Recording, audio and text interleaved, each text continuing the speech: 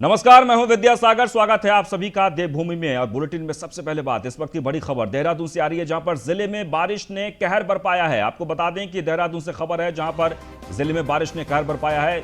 चक्राता के क्वांसी गांव में बादल फटा, 3 लोगों की मौत हो गई है। एसडीआरएफ, पुलिस और ग्रामीणों ने रेस्क्यू अभियान चलाया है। एक बार आपको फिर से बता दें कि बादल फटने से 3 लोगों की मौत हो गई है।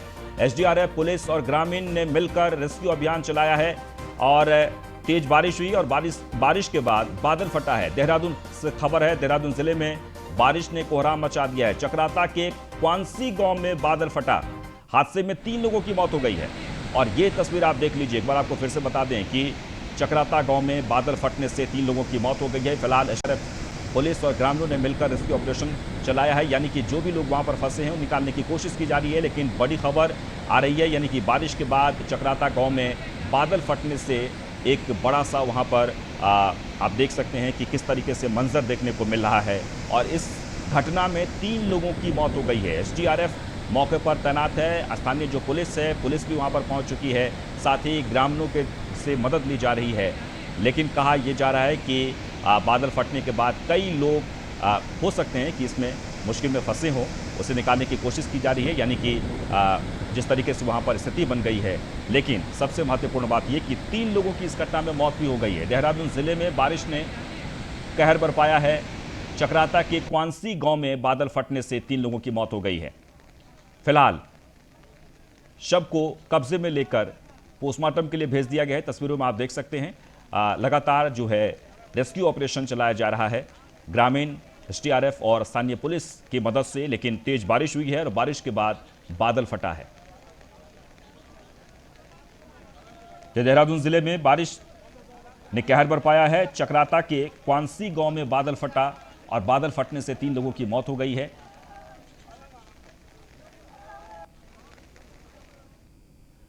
तो उत्तराखंड में कई जिलों में बारिश ने तबाही मचाई है। खासकर चमोली की बात कर लीजिए तो चमोली में बारिश से भारी तबाही हुई है। हनुमान चट्टी और बेनकुली के बीच मलबा आया। सड़क निर्माण कर रही कंपनी का ट्रक फंस गया है। हालांकि कोई जनहानि की सूचना नहीं है, लेकिन आपको बता दें कि सड़क निर्माण कर रही कंपनी का ट्रक फंस गया है। तस्वीरों में आप देख सकते हैं। चमोली की तस्वीर है। चमोली में बारिश से भारी तबाही हुई है। जनहानि तो नहीं हुई, लेकिन लोगों को काफी दिक्कतों का सामना करना पड़ा है। तस्वीरों में आप देख सकते हैं ट्रक फंस गया है बीच में। दरअसल ये जो ट्रक है वो सड़क निर्माण कर रही कंपनी का ये ट्रक है, जो सामान लेकर जा रहा था, लेकिन बीच में ही फंस गया।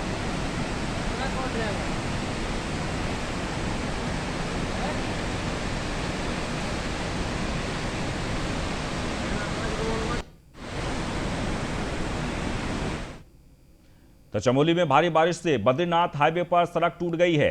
आपको बता दें कि मालवाहक ट्रक वहां फंस गया है। गदेरा उफान पर आने से ट्रक फंसा। ट्रक से सामान लेकर बद्रीनाथ जा रहा था ये ट्रक ड्राइवर और कंडक्टर ने कूदकर अपनी जान बचाई है। गदेरा उफान पर आने से ट्रक फंसा। फिलहाल वहां पर आवागमन पूरी तरीके से बाधित हो गया है। चमोली की तस्वीर है, यानी कि बारिश ने उत्तराखंड में कई जगहों पर मुश्किलों भरी हालात पैदा कर दी है। चमोली की तस्वीर है। खासकर बारिश से बद्रीनाथ हाईवे पर सड़क टूट गई है और सड़क टूटने से लाम बगड़ गदेरे में मालवाहक ट्रक फंस गया है। गदेरा उफान पर आने से ट्रक फंसा।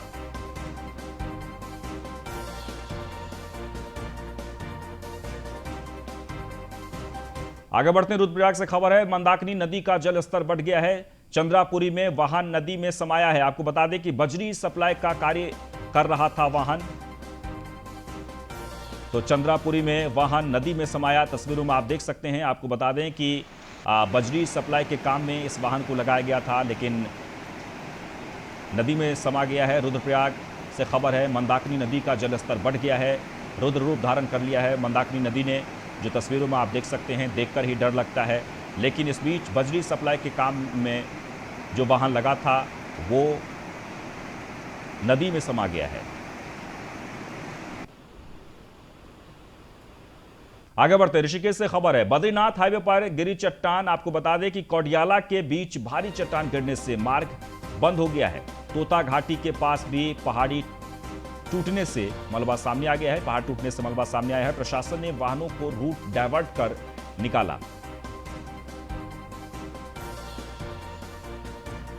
तो उत्तराखंड में बारिश ने कई जगहों पर तबाही मचाई है। अलग अलग जगहों की तस्वीर हम आपको दिखा रहे हैं कि किस तरीके से बारिश से लोग परेशान हो रहे हैं और कहीं सड़क टूट गई तो कहीं सड़क पर मलबा आने के कारण आवागमन बाधित हुआ है। तोता घाटी के पास भी पहाड़ टूटने से प्रशासन को रूट डायवर्ट करना पड़ा है। ऋषिकेश बद्रीनाथ हाईवे पर चट्टान गिर गया है और चट्टान गिरने के कारण कोडियाला के बीच चट्टान गिरने से मार्ग काफी देर तक बंद रहा। तोता घाटी के पास पहाड़ टूटने से मलबा आ गया है। आगे बढ़ते हैं। उत्तराखंड में मौसम का मिजाज बदल गया है। कई जिलों में भारी बारिश हुई है। उत्तरकाशी, चमोली, बागेश्वर में बारिश, रुद्रप्रयाग, टिहरी, हरिद्वार में भी बारिश हुई है। 9 जिलों में भारी बारिश का अनुमान था। आज भारी बारिश का रेड अलर्ट जारी किया गया था। 23 मई तक बारिश हो सकती है और ये अलग अलग जगहों की तस्वीर हम आपको दिखा रहे हैं। देहरादून, केदारनाथ, टिहरी, मसूरी, ऋषिकेश, इन सभी जगहों पर आज भारी बारिश हुई है। 23 मई तक बारिश हो सकती है, ये मौसम विभाग की तरफ से अनुमान लगाया गया है। कई जिलों में भारी बारिश की बात कही गई थी जो आज देखने को मिली। और चलिए बात कुछ अन्य खबरों की। तो नेता प्रतिपक्ष इंदिरा हृदय का सीएम को पत्र लिखा है और उन्होंने सीधे सीधे कहा है कि 18 से 44 साल के लोगों को नहीं लग रही है वैक्सीन। वैक्सीनेशन की सिर्फ घोषणा की गई है। वैक्सीनेशन की व्यवस्था में सरकार पूरी तरीके से फेल है। डोज के बीच अंतर पर भी असमंजस की स्थिति है। डोज के गैप को लेकर भ्रम की स्थिति है। कोरोना मरीजों का निःशुल्क इलाज होना चाहिए, ये नेता प्रतिपक्ष इंदिरा हृदय चिट्ठी में कहते हुए, मुख्यमंत्री को चिट्ठी लिखते हुए उन्होंने कहा कि डोज के गैप को लेकर भ्रम की स्थिति है और 18 से 44 साल के लोगों के लिए जो वैक्सीन लगनी थी वो वैक्सीन कहां है। राज्य सरकार ने 18 से 45 वर्ष की आयु के लोगों के लिए वैक्सीन लगाने के निर्देश दिए हैं, पर जो वैक्सीनेशन सेंटर बनाए उनमें भी वैक्सीन नहीं लग पा रही है और किसी को ये पता नहीं कि उसको वैक्सीन किस दिन लगेगी और जिनको एक डोज लग गया उन्हें दूसरी डोज उपलब्ध नहीं है। जनता बड़ी परेशान है। वैक्सीनेशन से ये महामारी कम होगी, घटेगी और महामारी से लोग बचेंगे। राज्य सरकार के पास यदि वैक्सीन नहीं है तो वो ग्लोबल टेंडर करे कि राष्ट्रीय टेंडर करे, टेंडर के माध्यम से वैक्सीन मंगाए। राज्य सरकार की जिम्मेदारी उसके पास वैक्सीन भी हो और लगाने वाले लोग भी मौजूद हों। आगे बढ़ते हैं। खबर देहरादून से। कोरोना काल में भी तबादले जारी है। वन मंत्री हरक सिंह रावत ने फिर किए हैं ट्रांसफर। आपको बता दें कि 14 वन अधिकारियों का तबादला किया गया है। कल 4 IFS, 5 वन अधिकारियों का तबादला हुआ था। ट्रांसफर पर सरकार ने रोक लगाई हुई है, फिर भी तबादले हो रहे हैं। तो 14 वन अधिकारियों का तबादला किया गया है। एक बार आपको फिर से बता दें कि कोरोना काल में तबादले पर रोक लगाई गई है, लेकिन इसके बावजूद भी वन मंत्री हरक सिंह रावत ने कल भी 4 IFS, 5 वन अधिकारियों का तबादला किया गया था और फिर आज 14 वन अधिकारियों का तबादला किया गया है। तो कोरोना काल में भी तबादले जारी हैं। वन मंत्री हरक सिंह रावत ने फिर ट्रांसफर किए हैं। 14 वन अधिकारियों का तबादला किया गया है। कल 4 IFS, 5 वन अधिकारियों का हुआ था तबादला और आज 14 वन अधिकारियों का तबादला किया गया है। यानी कोरोना काल में भी तबादले का जो दौर है वो जारी है, जबकि ट्रांसफर पर सरकार ने रोक लगाई हुई है। लेकिन सरकार के निर्देश का कोई असर नहीं है मंत्री हरक सिंह रावत पर। तो वन मंत्री हरक सिंह रावत ने फिर से ट्रांसफर किए हैं, 14 वन अधिकारियों का तबादला किया है। और फहीम तनहा जुड़ गए इस वक्त हमारे साथ। फहीम, आपसे जानना चाहेंगे कि वन मंत्री हरक सिंह रावत ने फिर से ट्रांसफर किए हैं, सरकार की तरफ से रोक लगाई गई है, इसके बावजूद तो क्या सरकार की तरफ से जो निर्देश दिए गए हैं वन मंत्री हरक सिंह रावत को इससे कोई फर्क नहीं पड़ता? देखिए, इन ट्रांसफर आदेशों से तो ऐसा ही लगता है कि वन मंत्री हरक सिंह रावत को इससे कोई फर्क नहीं पड़ता है कि सरकार ने ट्रांसफर सीजन को शुरू नहीं किया हुआ है। कोरोना काल में सभी विभागों के ट्रांसफर्स बंद हैं और ऐसे में वन विभाग के हम देख रहे लगातार ट्रांसफर की लिस्ट आ रही है। वन मंत्री हरक सिंह रावत के कार्यालय का ये कहना है कि स्वेच्छा से हैं और जो रिक्त पद हैं उन पर किए गए हैं, रूटीन के ट्रांसफर नहीं है। ये एक उनकी अपनी सफाई है, क्योंकि हमने पक्ष जानना चाहा था। लेकिन जो ये लिस्ट है जिसमें इन लिस्टों में अधिकारियों के ट्रांसफर हैं, इसमें साफ तौर पर दिख रहा है कि कहीं कोई रिक्त पद नहीं है। स्वेच्छा से इन्होंने शब्द इस्तेमाल किया है, जनहित में और स्वेच्छा से। तो स्वेच्छा का तो अर्थ ये होता है कि किसी भी अधिकारी कर्मचारी से आप पूछिए कि क्या ट्रांसफर चाहते हैं तो वो वैसे ही कह देंगे कि अपनी इच्छित जगहों पे हर कोई, यानी अगर देखें तो 50% से ज्यादा हर डिपार्टमेंट में ऐसे कर्मचारी अधिकारी होंगे जो ट्रांसफर चाहेंगे। तो इसका मतलब फिर शून्य सत्र करने का मतलब इससे बात जाती दिखती है। यानी मंत्री अपने तरीके से काम करना चाहते हैं, अपने तरीके से वो काम कर रहे हैं विभाग में। ये ट्रांसफर के भी साफ तौर पर इस बात को संकेत देती है। बिल्कुल। फहीम, इस ट्रांसफर से क्या लगता है आपको, जिस तरीके से हरक सिंह रावत या फिर सरकार के खिलाफ कई इस तरह से बयान भी आ रहे हैं, ट्यूनिंग नहीं बैठ पा रहा है क्या? देखिए, ट्यूनिंग का अगर फिलहाल TSR2 यानी तीरथ सिंह रावत सरकार का देखते हैं तो उस तरह से कहना तो शायद अभी मुझे लगता है जल्दबाजी होगी। लेकिन इतना जरूर है, वो सबको स्पष्ट है कि क्योंकि जो बात आप कह रहे हैं मुख्यमंत्री रहते हुए जी, क्योंकि हरक सिंह रावत के जो ऑफिशियली जो बयान आया, जैसे आप कह रहे हैं कि हमने जब पूछा तो उन्होंने कहा कि स्वेच्छा से ये ट्रांसफर है, ये तो कोई दलील नहीं हुई। बिल्कुल। देखिए, जो अगर ट्यूनिंग की बात, जहां तक सवाल था आपका, तो ट्यूनिंग त्रिवेंद्र सिंह रावत सरकार में जरूर इस तरह का मामला था कि हरक सिंह रावत की ट्यूनिंग सरकार के साथ बहुत अच्छी नहीं थी और ये उनके बयान भी कई बार सार्वजनिक तौर पर इस तरीके के संकेत दिए और नाराजगी भी दिखती थी। लेकिन अभी तीरथ सरकार में इस बात को कहना शायद जल्दबाजी, इस तरह के भी कोई संकेत नहीं है। लेकिन इतना जरूर है क्योंकि वो अपने तरीके से काम करते हैं अपने विभागों में, जैसा कि अब हम देख भी रहे हैं ट्रांसफर लिस्ट में, तो वो त्रिवेंद्र सरकार में शायद नहीं कर पा रहे थे, लेकिन अब वो कर पा रहे हैं। तो ये एक बात है। और दूसरी बात ये कि ये सीधे तौर पर उस बात को नजरअंदाज करना है, उस फैसले को जो 0 सत्र घोषित हुआ है। ये ट्रांसफर के लिए बहुत साफ तौर पर इस बात को बताती है। चलिए, बहुत बहुत शुक्रिया। तो एक बार आपको फिर से बता दें, वन मंत्री हरक सिंह रावत ने 14 वन अधिकारियों को आज ट्रांसफर किए हैं। यानी सरकार के निर्देश के बाद सरकार ने निर्देश दिया हुआ है कि कोरोना काल में किसी का भी ट्रांसफर नहीं होगा, लेकिन वन मंत्री हरक सिंह रावत पर इस निर्देश का कोई असर नहीं पड़ता। अब ऋषिकेश से, उत्तराखंड में तेजी से फैल रहा है ब्लैक फंगस। आपको बता दें कि एम्स में अब तक कुल 46 केस सामने आ चुके हैं। इलाज के दौरान एक महिला समेत 2 लोगों की मौत हो गई है।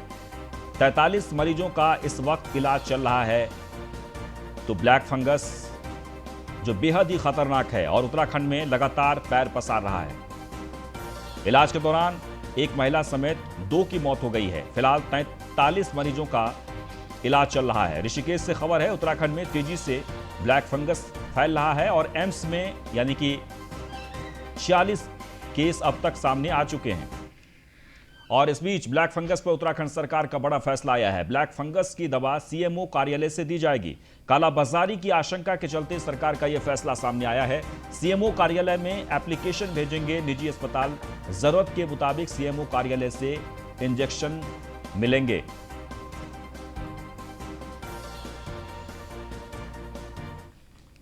इस बीच कोरोना कर्फ्यू में 21 मई से संशोधन किया गया है। राशन की दुकान, किराना स्टोर, जनरल स्टोर खुलेंगे। कल 12 बजे तक खोले जाएंगे जनरल स्टोर। तो देहरादून से खबर है, राशन की दुकान, किराना स्टोर, जनरल स्टोर 12 बजे तक खोले जाएंगे। 12 बजे तक खोले जाएंगे जनरल स्टोर। यानी कोरोना कर्फ्यू में थोड़े से बदलाव किए गए हैं। आगे बढ़ते हैं, देहरादून से खबर है, उपनल कर्मचारियों के लिए बड़ी खबर। हड़ताल अवधि के मानदेय का भुगतान करेगी सरकार। 22 फरवरी से 17 अप्रैल तक का भुगतान होगा। सरकार ने आदेश जारी किया है। तो हड़ताल अवधि के मानदेय का भुगतान सरकार करेगी। एक बार आपको फिर से बता दें, आदेश दिया गया है 22 फरवरी से 17 अप्रैल तक का भुगतान होगा। महामारी से लड़ने के लिए गुरुवार को प्रदेश के वन एवं पर्यावरण मंत्री डॉक्टर हरक सिंह रावत ने बड़ी पहल की है। कैबिनेट मंत्री ने अपने विभाग प्रदूषण नियंत्रण बोर्ड से 25 करोड़ रुपए का चेक मुख्यमंत्री राहत कोष में बतौर सहयोग राशि दी है। हरक सिंह रावत पहले ऐसे मंत्री हैं जिन्होंने अपने विभाग से इतनी बड़ी धनराशि को राहत कोष में दिया है। वहीं हरक सिंह रावत ने बताया कि आयुष 64 दवा सरकार खरीदेगी। मुख्यमंत्री ने इसकी मंजूरी भी दे दी है। देखिए, मैंने जिस तरह कल आपसे शेयर किया था और आज आप सभी मीडिया चैनलों में इस बात को ने बड़े अच्छे तरीके से लिया भी है और प्रिंट मीडिया और सोशल मीडिया ने भी इस बात को बड़े हमारे कल के निर्णय को लिया है। हमने 300 के आसपास चिकित्सालय ऐसे हैं, वैसे तो 550 चिकित्सालय हमारे पास है आयुर्वेद में, लेकिन 300 चिकित्सालय ऐसे जहां हमारे अपने भवन हैं। तो जिन चिकित्सालयों में 10 बेड की व्यवस्था करने की स्थिति है, ऐसे 300 चिकित्सालयों को हम, क्योंकि हमारे चिकित्सालय दूर दराज के ग्रामीण क्षेत्रों में हैं, इसलिए हमारे इन चिकित्सालयों का लाभ प्रदेश के दूर दराज के ग्रामीण क्षेत्र के पिछड़े हुए क्षेत्र के लोगों को मिलेगा। अब तक ये सिर्फ 2-3 बेड होते थे, उसमें एडमिट भी नहीं होता था। अब हम 5 बेड ऑक्सीजन के, 5 बेड जनरल और 24 घंटे ये हमारे 300 के आसपास जो हमारे निजी अपने भवन में जो चिकित्सालय आयुर्वेद के ये संचालित। इस बीच हरिद्वार से बड़ी खबर, बाबा रामदेव ने जारी किया वीडियो। आपको बता दें कि कांग्रेस के टूल किट पर वीडियो जारी किया है। सनातन हिंदू धर्म को बदनाम करने की साजिश बताया है। बाबा रामदेव ने हाथ जोड़कर की सभी से प्रार्थना, मत करें 100 करोड़ से अधिक हिंदुओं का अपमान। इस घिनौनी हरकत के लिए देश माफ नहीं करेगा। टूल किट के माध्यम से कुंभ मेला और सनातन हिंदू धर्म को बदनाम करना एक बहुत बड़ी सामाजिक, सांस्कृतिक और राजनीतिक साजिश, पाप और अपराध है। और जो लोग ऐसा कर रहे हैं, मेरे उनसे हाथ जोड़ करके प्रार्थना है, जो आपको राजनीति करनी हो कीजिए, लेकिन 100 करोड़ से ज्यादा हिंदुओं का अपमान मत कीजिए। यह एक बहुत बड़ी घिनौनी हरकत आप कर रहे हैं। यह देश आपको कभी माफ नहीं करेगा। और मैं सारे देश के लोगों से आह्वान करता हूं कि ऐसी सनातन विरोधी और भारत विरोधी ताकतों का मिलकर के बहिष्कार और विरोध। टोलकिट प्रोपेगंडा पर भड़के अवधेशानंद गिरी बोले, महाकुंभ पर राजनीति ठीक नहीं, कुंभ आयोजन के समय ठीक थी स्थिति। अवधेशानंद ये कहते हुए दूसरे राज्यों में बढ़ चुके थे कोरोना के केस। तो आपको बता दें कि टूलकिट प्रोपेगंडा को लेकर बाबा रामदेव के बाद अवधेशानंद गिरी ने भी अपनी प्रतिक्रिया दी है। उन्होंने कहा कि महाकुंभ पर राजनीति ठीक नहीं, कुंभ आयोजन के समय ठीक थी स्थिति, दूसरे राज्यों में बढ़ चुके थे कोरोना के केस, लेकिन उत्तराखंड में, खासकर हरिद्वार की बात कर ली जाए तो हरिद्वार में इतने ज्यादा तादाद में केस नहीं थे।